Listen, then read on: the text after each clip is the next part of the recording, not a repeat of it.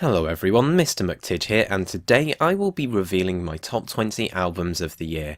I've listened to more new albums in 2017 than I have any other year, something stupid like between 250 to 300 albums, and I had to re-listen to so much material to make sure I had this list just right. It's definitely been a long time coming. I've had a few hiccups along the way, but what I will do today is go through my top 20 through to 8 albums with explanations as to why I like them so much, and I will reveal my top 7 briefly with the promise that I will be doing full videos of all the 6 that I haven't covered already.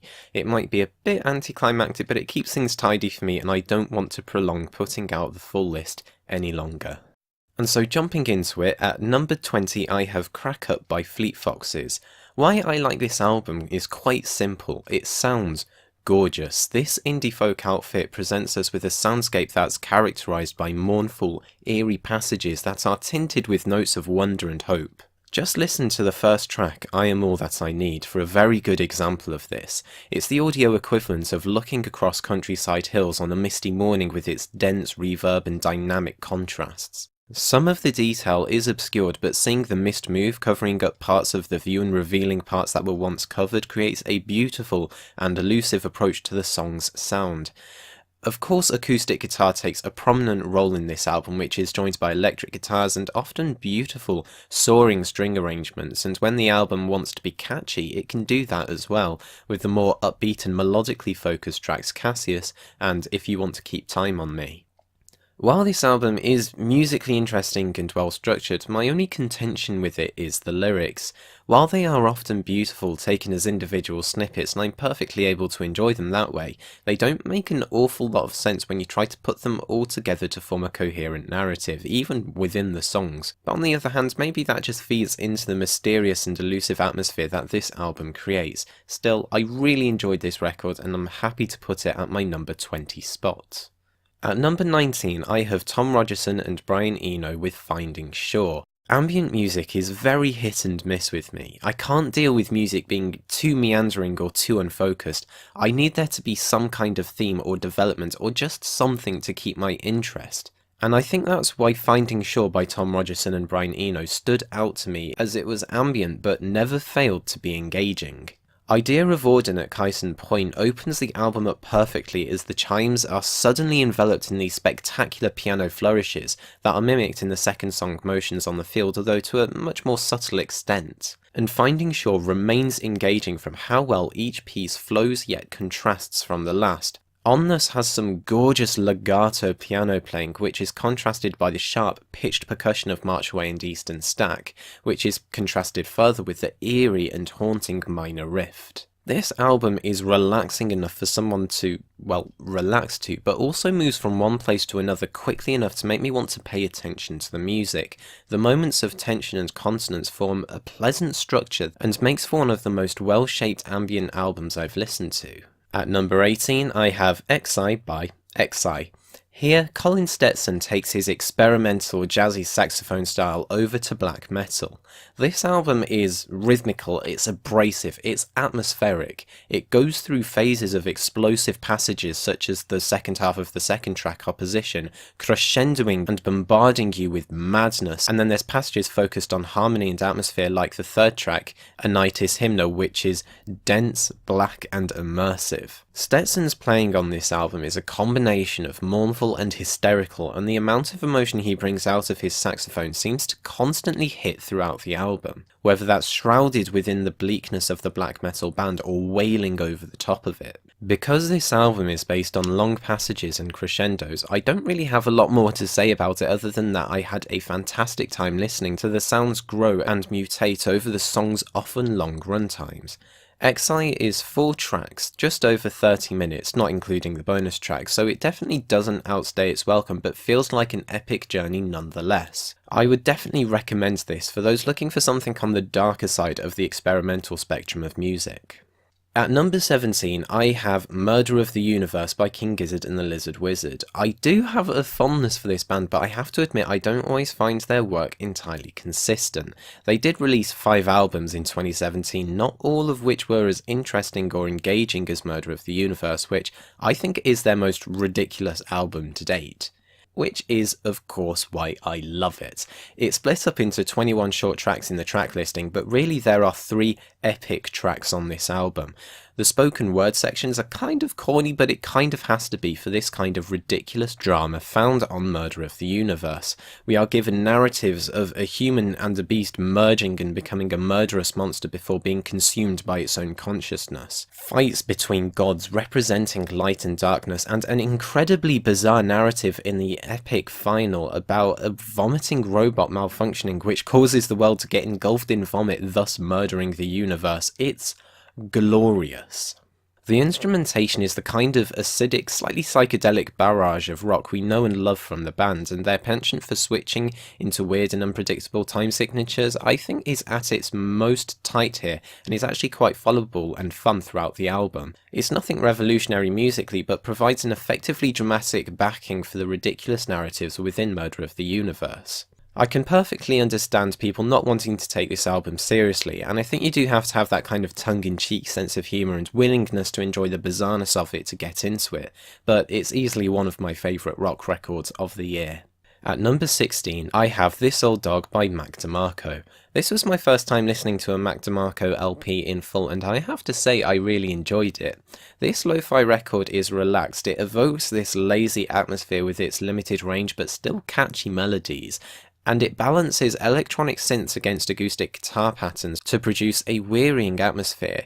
The songs are for the most part simple, but its appeal lies in how effectively it makes you feel sleepy, but not in a way that disengages you from the album. One of the ways it keeps you engaged is how it manages to still have a good diversity of sound, from the 80s synths of For the First Time Again, or the more bluegrass A Wolf Who Wears Sheep's Clothes, and then there's the final 2 tracks which end the album incredibly. There are some themes running through the main stretch of the album. The first 2 tracks references how DeMarco sees him becoming more like his dad, and other songs like Baby You're Out and Dreams of Yesterday have this theme of reminiscence and how much he feels regret for not doing things he should have in his life.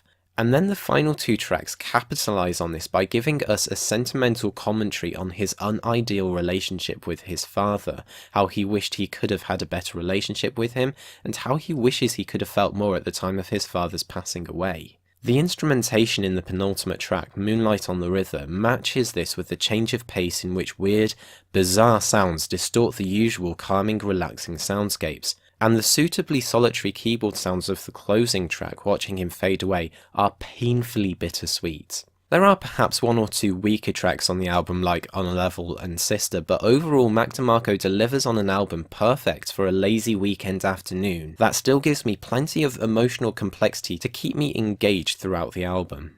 And at number 15 I have Utopia by Björk. This album is flawed. It definitely goes on for a bit too long for its journey and sonic breadth, but I do think Björk manages to deliver by far the most interesting electronic album of the year. The mixture of woodwind, animal sounds, natural sounds, and electronic sounds sound like no other album I've heard, and it treads delicately between ambience, structure, melody, and sparsity, giving it a unique structural approach. These elements lead to moments of fantastic instrumentation, from the divine flute melodies of the penultimate track, Saint, to the explosive yet restrained, going in all directions electronic lines of album opener Arisen My Senses, to the gorgeous, watery tones and lucid rhythms of album closer Future Forever. There are plenty of moments on this album that sound unique and are so easy to get lost in. The lyrics go on an equally interesting journey as Björk looks to move past the ending of her relationship that was explored in her previous album Voyager, and Utopia is definitely a thematic sequel to that album. Mirroring Black Lake from Voyager, Body Memory from Utopia sees Björk introspect so deeply within herself that it's almost scary as she discovers a more primal state of being in order to heal. Features Creatures is also another incredible highlight with sparse, haunting instrumentation and Björk's insightful musings on how other people who look like her lover make her feel. I honestly don't think there is another artist who is more interesting and articulate about their emotions as Björk is, and she does not let us down on Utopia. Despite all the praise I can and do lavish on this album, it does come across as a little bloated, being her longest album yet at 70 minutes, and there being a few songs that cover the same themes and musical ideas as each other. Tabula Rasa, the title track Utopia, Loss and Paradisa I think could have had their ideas dissolved into the other tracks, and it would have made for an overall smoother listen and one that had a runtime appropriate for the story it tells. But yet I cannot fault the overall creativity on Utopia, and the positives I attribute to this album heavily outweigh the negatives, and it sits comfortably as a great album amongst Björk's incredible discography. And at number 14 I have Drunk by Thundercat. This album is definitely a unique creation. It's a 51-minute album, and I would say it plays like a 51-minute song split up into 23 ephemeral tracks, which I think is something that really helps the album evoke this feeling of being drunk, going from one thing to the next with a confidence and a flow, but with very loose regard to standard structures. I love the timbral palette in this album. You have Thundercat's signature bass work, often squelchy and often melodic. It's heavy on the synths, melodic, atmospheric, chimey, keyboard, all contributing to this upbeat but dazing atmosphere, again something that works so well at evoking this feeling of being drunk. Even though there's clear techno, electronic and hip-hop influences on this album, I think at its core it is a jazz record, with its cues from freeform structures to its more contrapuntal textures and its gorgeous rich jazz harmonies. Lyrically, this album is interestingly inconsistent. It can delve through bouts of humour like on songs like Tokyo and Captain Stupido, but then it evokes some really dark themes like police brutality and some weird evocations like simply having the song title Black KKK, despite it not really matching the lyrical themes within the song. I think it works well with the theme of being drunk, but I could understand someone being a little put off by the lack of reason as to the lyrical direction the album goes in. Again, it's an album I don't think is for everyone, but I personally really enjoyed it and its unique sound and concept and how well it creates its atmosphere. Definitely one to check out if you like the more bizarre but accessible regions of modern jazz.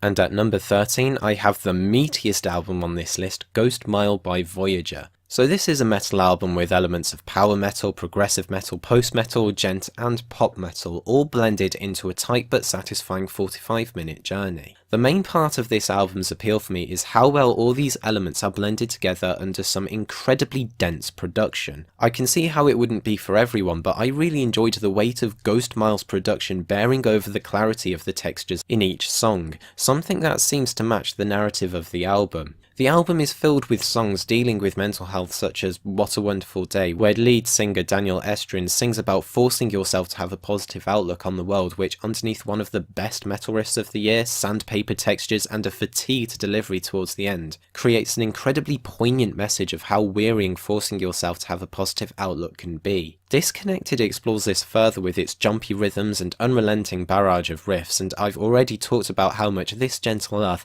is an incredible moment in my top 20 songs of 2017 video, so I'll just restate how much of a satisfying and complete emotional journey this album is. But something I should really emphasise now is just how good some of the riffage is.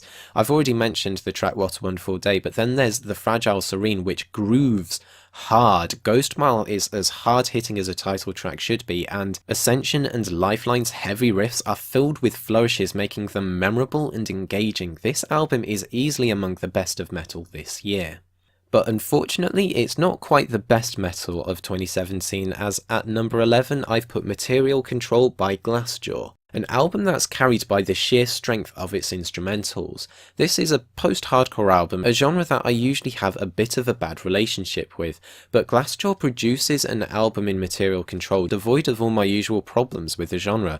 There aren't any lazy, easy, thrash hard enough and hope that's enough style passages. Instead we get treated to skillful, frothing basswork, streaming guitar work over the top and rhythm guitar layers in the middle filling out the soundscape. It's abrasive as hell, but the key here is that Glassjaw have a way of making each instrument sound as abrasive as possible without overbearing or distracting from the other instruments. Instead, the polyphonic textures they create allows each instrument to highlight how abrasive they are against the other instruments, allowing for a gorgeously distorted orchestration of noise. There is a skill to the composition here that I have not heard in any other band in this genre, and if you want a good example of this, just listen to the second track, Shearer. And if you like it, just listen to the rest of the album. Even though this incredible orchestration of metal instruments is what makes this album special, when the album goes on detours, it still sounds fantastic. The amazing Bastille Day takes on the cues from the polyphonic textures from the previous tracks and gives us a breather with a great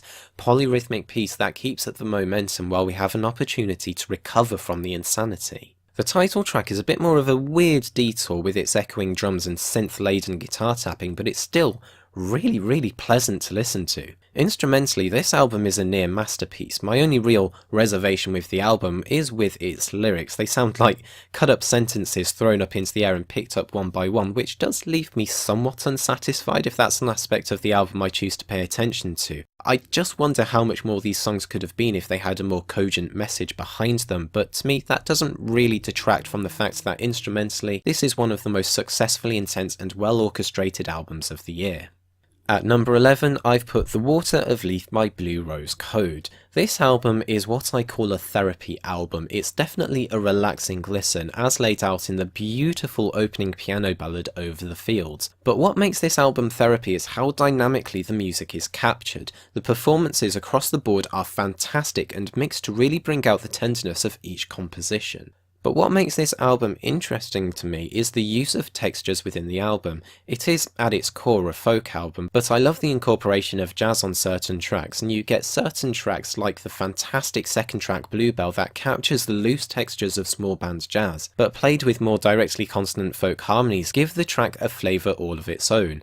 I've already talked about the incredible track To the Shore, which does the same in my top 20 songs of 2017 video, but it warrants repeating that the culmination of these sounds creates a composition that is unique in texture and style, and with Blue Rose Code's incredible performances, it makes the cut a fantastical, eerie yet ridiculously gorgeous piece of music. Ross Wilson's Scottish tenor is a joy to listen to, and his control over his dynamics serve the more delicate tracks on the album like Sandegg and Over the Fields really well. His lyrics for the most part are pretty good as well, whether that's the bird's eye social commentary on Sandegg, the homesickness that's portrayed in Polaris, and how well his lyrics weave around the themes of being carried by the water into the shore. That being said, there are one or two tracks that don't stand up to the rest of the album lyrically. Ebb and Flow is somewhat standard, and Love Is has lyrics that are somewhat Lennon-esque, all you need is love kind of thing. But luckily these lyrics happen on two of the least interesting tracks musically, making them plenty skippable, and the rest of the album is pure gold. Oh, and I should mention there's a near 10-minute track of beautiful jazzy improvisation with a trumpet, piano and a double bass, and it's just a sheer joy to listen to every time it comes on. And the first in our prestigious top 10 is Savage Sinusoid by Igorrr. The first thing you hear on Savage Sinusoid is a man shouting out in pain and horror, followed by some rich, dense, heavy metal riffs. This shouting man then comes back to shout incomprehensibly over the riffs, it glitches out, it gets warped by some electronic distortion, the riffs and shouting comes back, the first song is over in under 2 minutes, and it never ceases to make me smile with just how funny it is. Savage Sinusoid is a crazy good time with twists and turns in every song to catch you off guard and make you laugh. Igorrr are able to snip together classical, breaks and metal in a way that shows an incredible aptitude for comedic composition. Because of that, I won't spoil all the things I found funny in this album, but I will add how well structured and diverse this album is. Piano ballad Problème d'émotion is a fantastic subversion, Hummus is nothing short of glorious, and then Cheval was on my top 20 songs of the year list, and it is ridiculous and amazing. Savage Sinusoid is easily the best comedy album of the year, which is in equal parts experimental and downright slapstick in its approach, and I would highly recommend this album to those who like to have a laugh, but probably don't play this around people who don't understand the humour around it. They might think you're crazy. But then again, maybe you have to be crazy to like it. And at number 9, I've put Sleepwell Beast by The National. I really like the sonic and thematic direction The National went in with this album, even if I think it is a bit of a double-edged sword. The instrumentation on Sleepwell Beast is markedly happier, although not necessarily joyful. There's a greater quantity of major chords and uplifting passages that give the album a really nice balance. The inclusion of glitchy electronics and warm synths on songs like The System Only Dreams in Total Darkness and Dark Side of the Gym give the album a lighter emotional weight. It's clear that the persona of Matt Berninger is in a much better place on Sleepwell Beast than on previous albums, and that's something I find quite pleasant and somewhat relieving if I'm honest. And with that comes my one main criticism of the album, and that is that there isn't really any song that delivers that devastating gut punch that I like so much in their music. There isn't A Slipping Husband, Mr. November, Bloodbuzz Ohio, Mistaken for Strangers, or Demons from their previous albums. Overall, this might just be their least good album for lyrics since their debut, and I say least good because the lyrics are still pretty darn great on this thing. Which is unfortunate because instrumentally it's one of their most consistently interesting.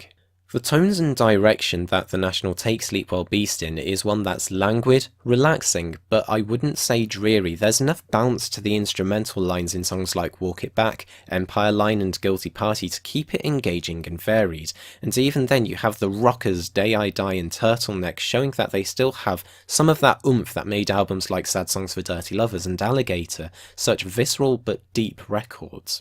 And I don't think Matt Berninger knows how to put in a bad vocal performance. His melodies aren't complex, he limits himself to his capabilities, but he knows how to put in just the right inflections in his voice to highlight the emotion of each piece, whether that's the breathy Born to Beg, mumbly Sleepwell Beast, or even the manic Turtleneck. He always knows how to nail his lines just right. I'll just finish off by naming some of my favourite tracks. I love The System Only Dreams in Total Darkness. The guitar is incredibly well placed as it spikes up metallically over the soft synths, and the guitar solo is fantastic as well.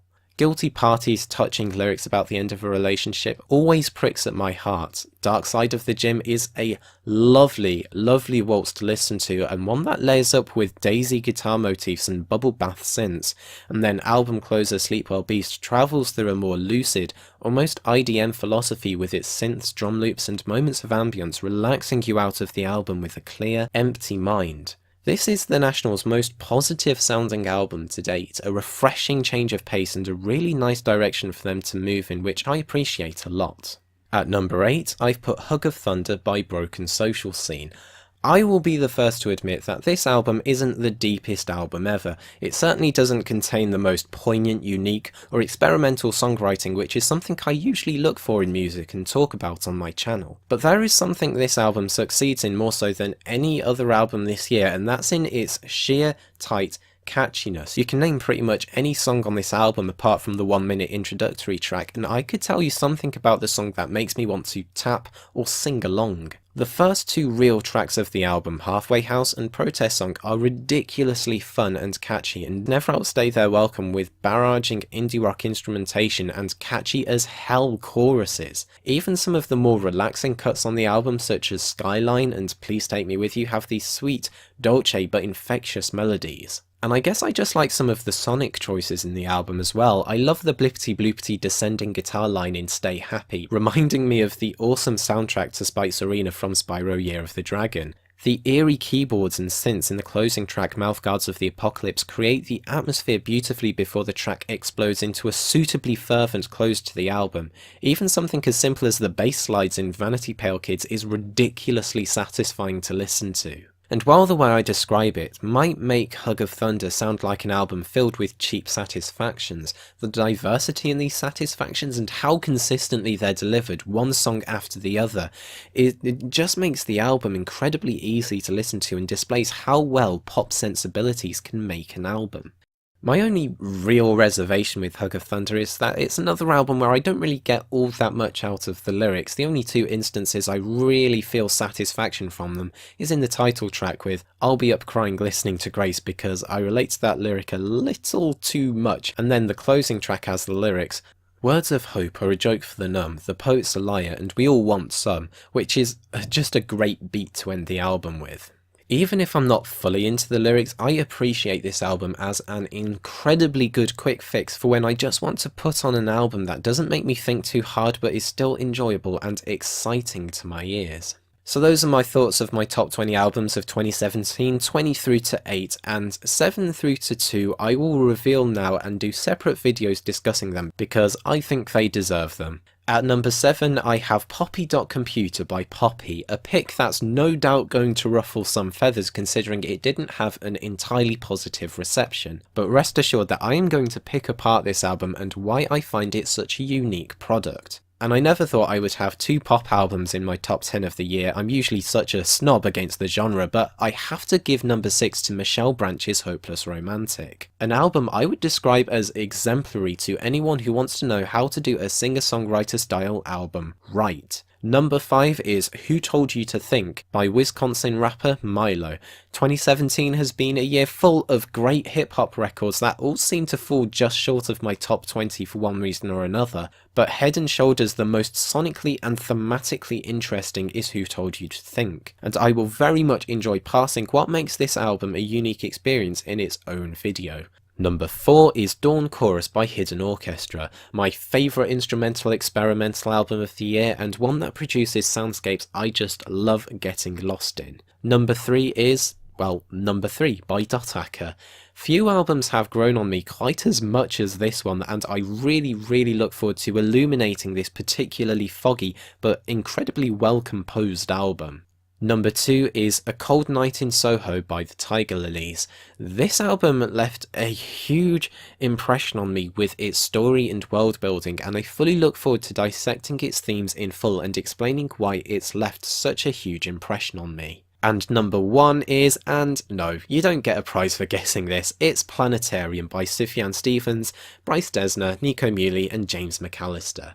Yeah, I did a 26-minute video explicating why it's one of the most philosophically rich and interesting albums I've ever heard, so I won't replicate it in this video here, I will link it in the description, but here's the footnotes version. Planetarium sounds gorgeous. The combination of sounds woven together here sounds so fresh and unique. You've got McAlister's electronic drumming providing a sci-fi space flavour at the base of the texture, Muhly's symphonic arrangements ranging from bold to subtle, ambient to melodic, Bryce Dessner's guitar work often adds a fluffiness to the texture, gluing it all together and providing some lovely melodic backings.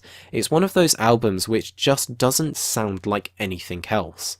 The flow of this album is nothing short of immaculate. Songs are placed next to each other to bring out the poignancy in their themes, like Venus and Uranus giving us 2 different points of view about sex, and then the amazing stretch from Pluto through to Saturn as we explore from Pluto further and further outside of our solar system through the Kuiper belt and into a black hole that we get swallowed in, which philosophically flows into one of the most sinister myths ever told as Cronus is humanized in his effort to eat all of his children in Saturn. Although musically this album is perfect, with never a moment that's dull or doesn't relate to the overall philosophical flow of the album, what makes this album special is Stevens' lyrics.